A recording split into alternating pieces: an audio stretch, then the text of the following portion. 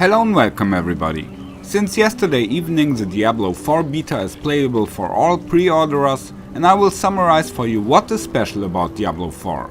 I will compare many aspects with Diablo 2, although this game is definitely something completely different, just as expected. So I will tell the typical Diablo 2 player what things will be new to him.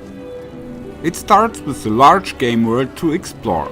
Just as in games like World of Warcraft, it's an open world, so the map is basically static, the paths are always the same and not randomly generated.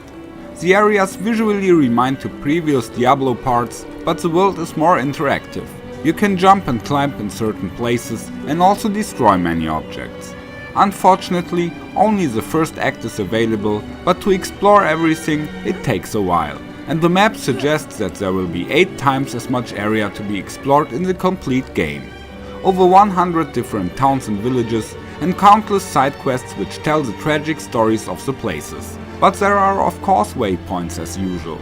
In the open world, other players run around and new monsters spawn after time, which can also happen right next to you if you stand around in the area outside a city. When you enter the various dungeon instances, you are solo, or with a party of up to 4 people. This is especially helpful for boss events, similar boss fights you know from games like Borderlands.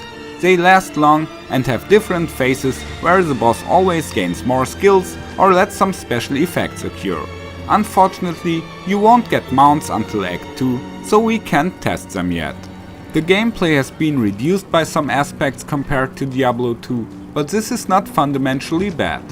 No stat points such as strength or vitality are distributed, the basic properties grow automatically as you level up. The items therefore only have level requirements. On the one hand, this is of course very practical and makes many things more easy. On the other hand, it always has a very individual character in Diablo 2 to adjust all the stat points to your build and equipment. Also many consumables such as mana potions, arrows or town portal scrolls no longer exist. Mana or other resources are recharged by base attacks, and the teammates from the group can be reached at any time by a portal in the city. All healing potions are on one and the same button. At first a maximum of 4 is possible, after a small quest you get an additional slot, and later up to 10. There are not so many different types and sizes of potions that can drop, but there are very special potions that you can mix by yourself, which can cause a buff over a longer period of time. In addition to the 2 mouse buttons, you unfortunately have only 4 skill buttons available, which should be in my opinion at least twice as many. My barbarian is only level 25 and changes between 3 different skills for 1 button. That's a bit impractical. The skill tree system is quite different from Diablo 2. There are basic attacks that charge up your fury or mana. There are combat skills that consume resources. There are buffs with a cooldown. There are passive skills that have a permanent effect. And there are ultimates, so special attacks like you know from games like League of Legends or Smite. They are powerful, but of course have a longer cooldown, so you cannot cast them one after the other. The number of spent skill points unlocks new strands and branches. In active skills you can put up to 5 points, in passive skills up to 3. In addition, you can unlock various extras to most skills. In addition, there is no switching between walking and running in Diablo 4, again very comfortable. Although this mechanic in Diablo 2 also brings a certain demand in skill, especially in PvP. Also very comfortable, you can reskill your character at any time for low costs. This makes more characters of the same type unnecessary. But regarding to the size of the game, that makes sense. Here you won't rush through like in Diablo 2. In general, the endgame grind will be completely different. Fast teleporting through the map, killing all the elite groups as they fly by, and then beating the boss down in a few seconds is not going to happen. The wizard class has a teleporting skill, but it has a cooldown. Besides, the maps are very extensive and the boss fights take serious time.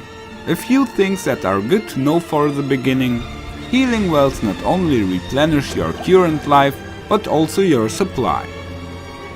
In the city there are various NPCs where you can buy and sell things. In any case, you should know the vendors for weapons and armor. There you can also sell useless stuff. Next to them there is the smith. He can repair things, upgrade items or recycle.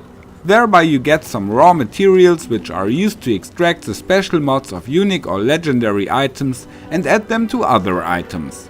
To make that real, you have to go to the occultist Damien. Here I want to transfer the unique whirlwind effect from my old weapon to my new one.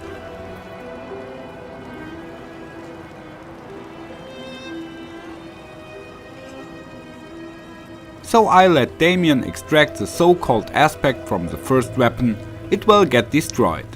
The aspect will be placed in the aspect section in the inventory, so you can take it and let Damien add it to a new item of a certain type. If the item already had an aspect before, it will be overwritten. Of course there are many more new things to explore. This is the first overview to some basic mechanics. I also will make a short guide to the barbarian and maybe also to the wizards.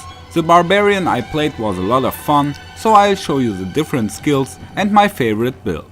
With that I say goodbye for today, take care and may the loot be with you. Come on, follow me.